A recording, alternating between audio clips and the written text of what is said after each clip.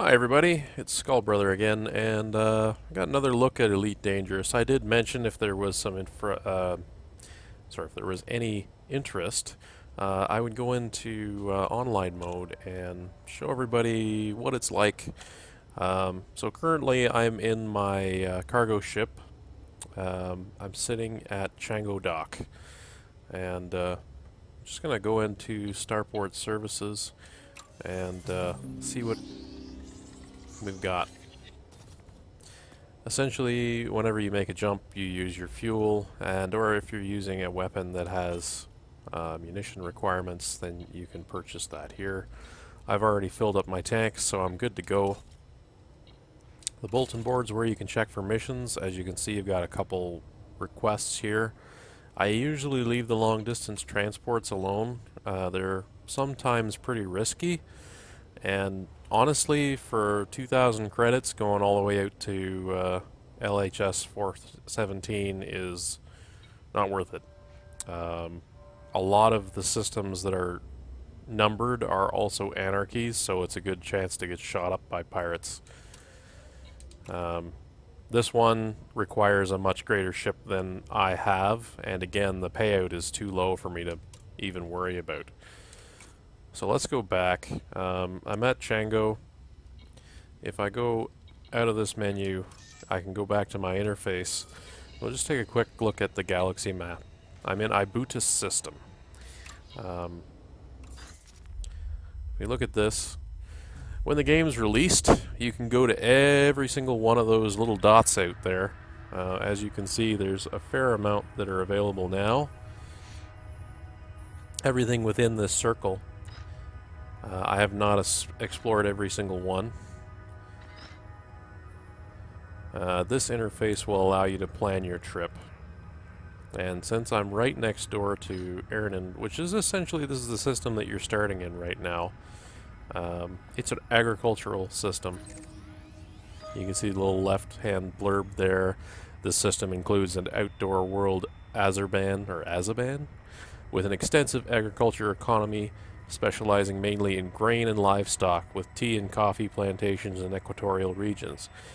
So, judging by that little blurb, I can think of things that they might need to purchase, things that aren't being produced. However, in Ibutis, I'm assuming that's how you say it, it's an industrial world. They also seem to like making fish.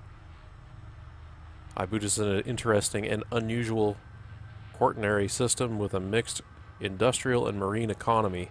Also a member of the Federation, Chango is an outdoor water world that orbits Ibutis A, a GOV white-yellow star similar to Earth's Sol. Chango is essentially a giant fish farm. People live on giant floating cities that'll slowly move with the seasonal migration of the fish, mostly species imported from ancient Earth. So as an industrial system, these guys make machinery, and if I'm going to make a trade run, I happen to know just from experience that Ernan, as an agricultural planet, needs harvesters almost constantly. So I can purchase a load of harvesters and take them over there and make a fairly good profit.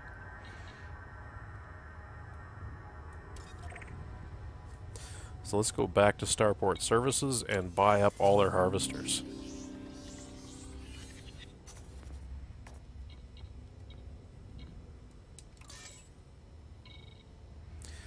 This is basically the market interface.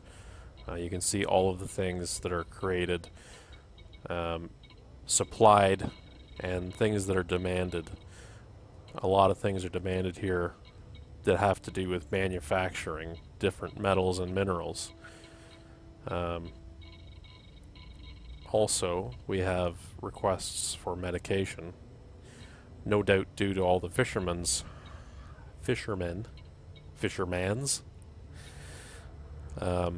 There's also a require for marine supplies due to the fish industry as well. Just keep that in mind.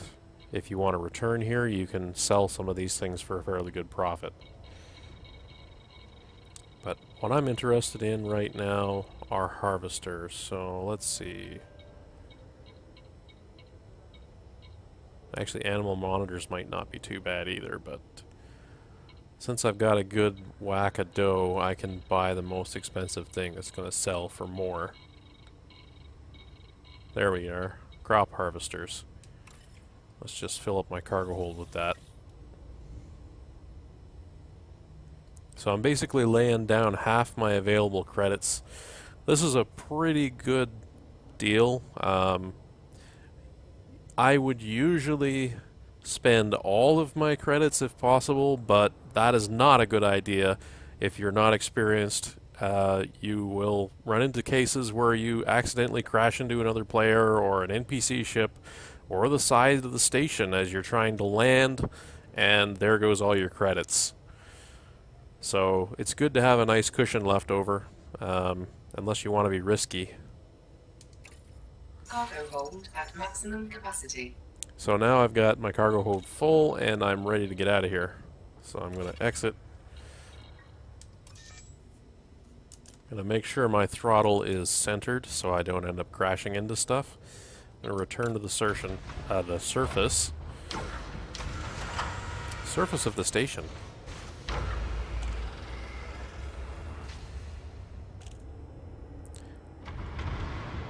When you're landing, lately I've decided it's a good idea to enter the hangar just because I've seen some crazy players flying in trying to land and actually almost crash into me.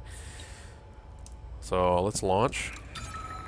Ship released. You can see Engines in the engaged. lower middle screen, it nicely shows you your ship and where its position is as opposed to the launch pad. I'm going to bring up my landing gear. And now I can exit.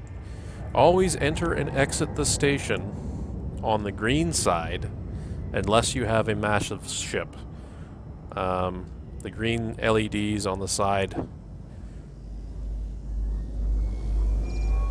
This will hopefully keep you from crashing into other people. As you can see, that NPC there just went into the station on the green side. If you have a huge ship, that's not an option because you just simply won't be able to pick a side. You will use up the entire bay. I'm going to escape from the station's mass. You can see in the lower right I'm mass locked. As soon as that light goes off, it's safe to hyperspace. So I'm just going to slow down.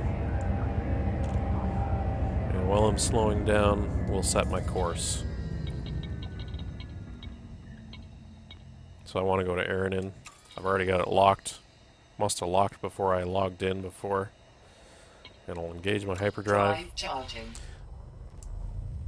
I'm being scanned by law enforcement. If you got bad cargo, you'll get a bounty put on you instantly. You got to align yourself to the jump target. You can see it's 5.4 light years. And now that my engine's charged, I just need to throttle up. 4, 3, 2,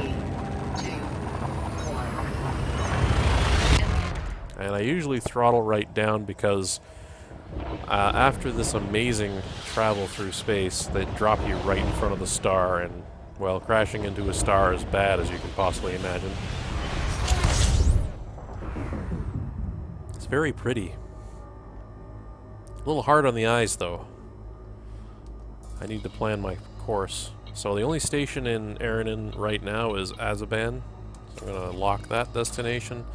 And right now I'm in frameshift drive, which is sort of like faster than light drive. You can fly just about wherever you want if you don't have anything in mind. You can see the orbits of the stars here and planets are outlined, and every once in a while you'll see an unknown contact. If this ship was armed or not a transport ship, I'd probably go investigate those. I've seen stories on the forums where people have investigated them and found a bunch of lost cargo. If you pick that up, you're going to get theft put on you.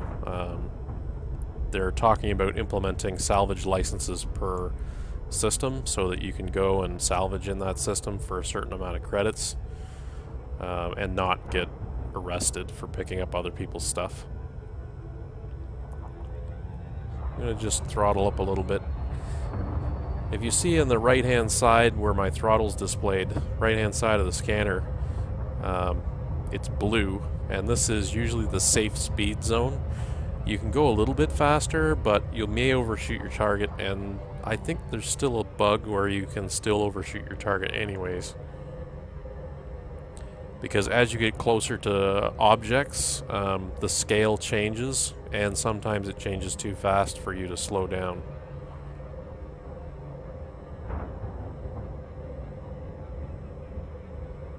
On the left-hand side, you can get an idea of how far you are away.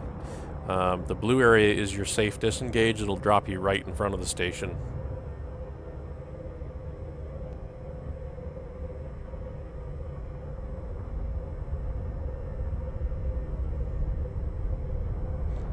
I usually like to approach the planets, from the station from the planet side.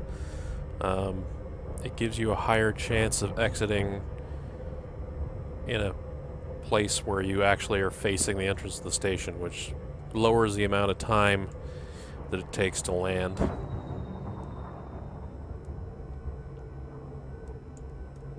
So there we go, Azabon City. I'm going to approach. I haven't been introduced this trip, but that is possible. There's random encounters. I think there's something like 48 of them now. You'll be either law enforcement, cargo convoys, or, unfortunately, pirates. I'm going to disengage my engines. And should drop us right in front of the space station.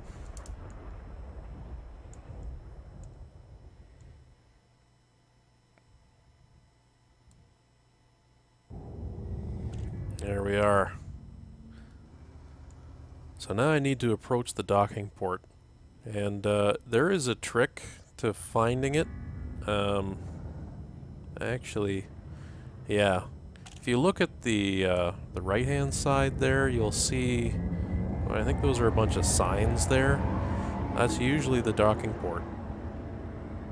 And helpfully there's another ship docking right now. What the heck? Okay.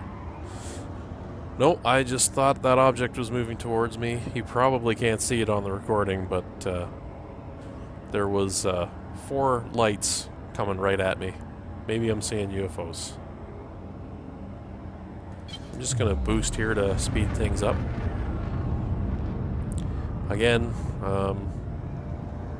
this is a maneuver that can backfire if you're not careful. People are docking, NPCs are docking. You can't always see them on your radar. They might be in stealth mode. You could possibly crash into them, though the chances of that are pretty slim.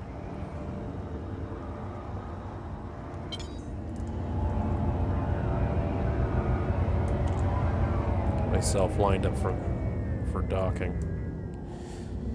Now, always call the station and make sure that they approve of you docking before you go in there, or you are a free range target. And believe me, the inside of the station looks pretty barren, but there are auto turrets all over it, so just be careful. The first time I tried to land, I didn't know you had to call in, and I got vaporized. Request granted. So I've been docking landing pad number 1. Getting the pro treatment today. I'll lower my landing gear. And just carefully slide through here on the green side, as I mentioned before. Though that guy over there is totally ignoring the green side.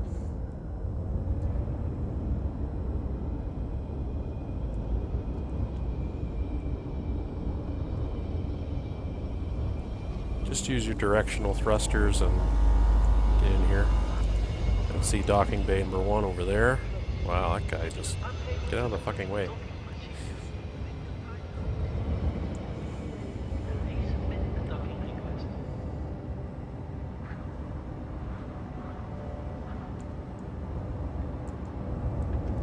See if I can land like a pro.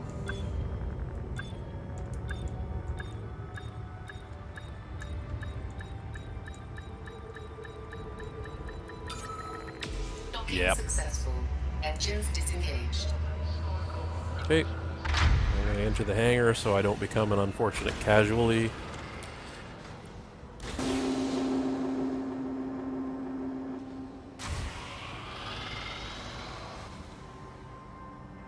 And let's sell our booty.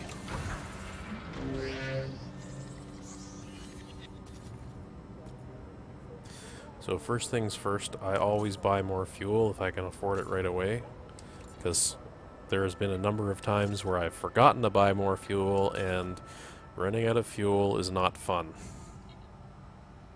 Before I sell, I'm going to check the bulletin board, because sometimes there are actually requests in here for what you might be carrying. Like right now, there's hell-static furnaces are needed. But they're only giving you 380 credits, so not really worth my time to go back and get some. So let's just sell our hauler or our harvesters on the market.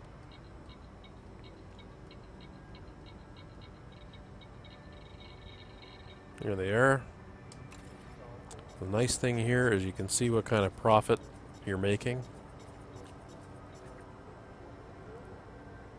So I made 3,696 credits from this run, minus fuel costs, which were basically peanuts. Not a bad run at all.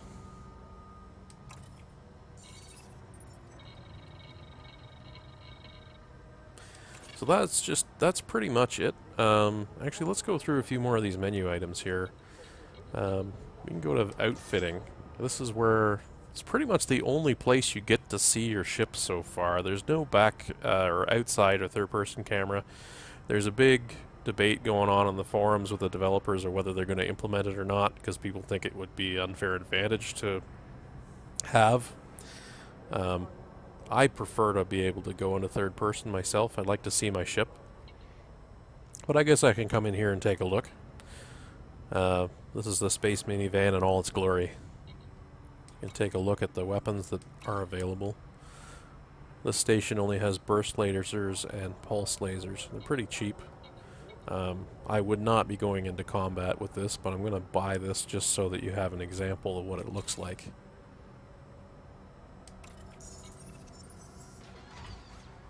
Every weapon has its own model and animation, so it's really cool when you're sitting here playing around with stuff.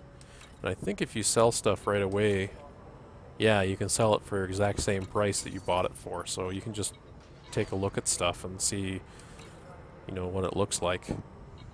So let's take a look at the pulse laser. The lasers, I think, pretty much look the same. Yeah, they do.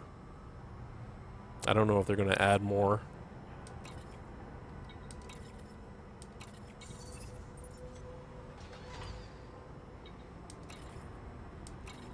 I'm going to put the burst laser on because, I don't know, I just like the burst lasers. They overheat, but they're nice. It's like setting your machine gun to burst. You just take a quick short burst and do a fair amount of damage. There's other things in here. Unfortunately, this market here doesn't have any utility mount stuff, but you can buy things like heatsink ejectors, which will allow you to build up a bunch of heat, then launch it and go into stealth mode and hide from everybody's radar. Let's see what ships are for sale. Yeah, the Sidewinder is the first ship, as I mentioned in my last video, and the Eagle is sort of like the Sidewinder, only it's more combat focused. It has 3 gun mounts. Its range is terrible though. You can't really go that far. It's good for bounty hunting, but only in the same system or in very close together systems. One of the other benefits to not loading this transport out with a gun, I know I have one equipped now because I want to go out there and show you what it looks like, but everything has weight. So if you put on the new internals or a gun or a whole bunch of guns, you're limiting the distance you can jump, and for a transport ship that's a pretty big deal. If you're just doing safe routes like I just did, you can still make a fair amount of profit, and the chances of being shot down are pretty low. Now if you want to go into dangerous territory and move really expensive goods, then you're going to want to probably have more than this ship, for instance. You're going to want to have Lakon or something heavy. so you can actually make it and then have a chance to fight. These transport ships, like the one I have here, they don't stand up very much in a fight. Usually just long enough for you to hopefully get your hyperdrive charged and get out of there. Something else in the beta is never assign your fire groups in the station because they will get fucked up. Wait till you're out in space.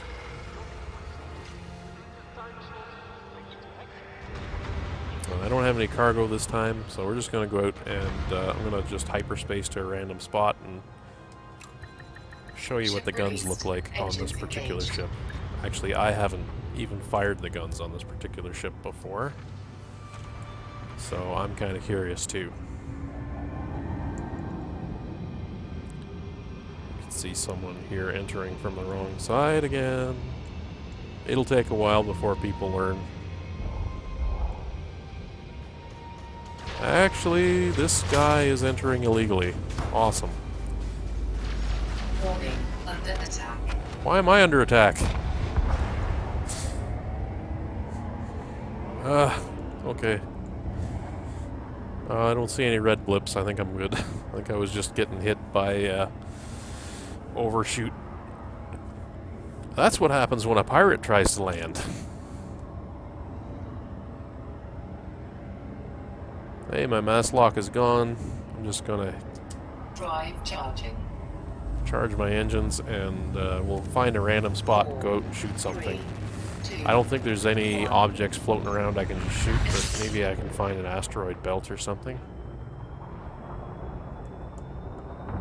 Just sort of spin around here and see what we got. There's a sun over there.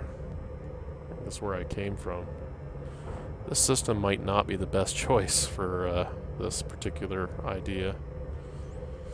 I do know there is a war zone around here. I think it's around Aranon 2. Let's head over there.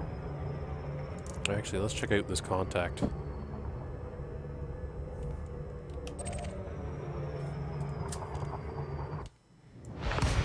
I may regret this. At least I don't have any cargo to lose. Oh, nothing on scanners. Oh, wait. Here we go. What do we got?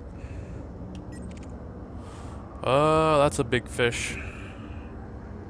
He's clean anyways. Yeah. Even if this was a combat ship, I would probably not be attacking a Cobra Mark III. They're tough. There's a Sidewinder. He's clean too. Just some traders probably. If I was a pirate, these would be good pickings. And I believe these guys would be NPCs. In fact, I'm pretty sure they are. I don't think that you can interdict or intercept players just yet.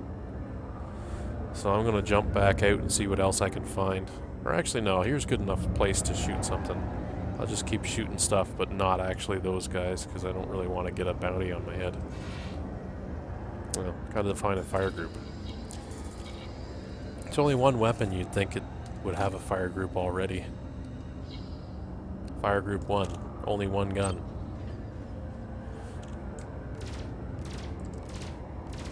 Not very exciting. But then again, this is a cargo ship. Be enough to take out a fighter maybe, but again, if you're trying to take on a fighter in this thing, you're probably going to end up regretting it. But that'll be the end of this session. Hopefully you've learned a little bit, and I'll keep making some more videos in the future, and we'll see where we get. This is SkullBrother signing off.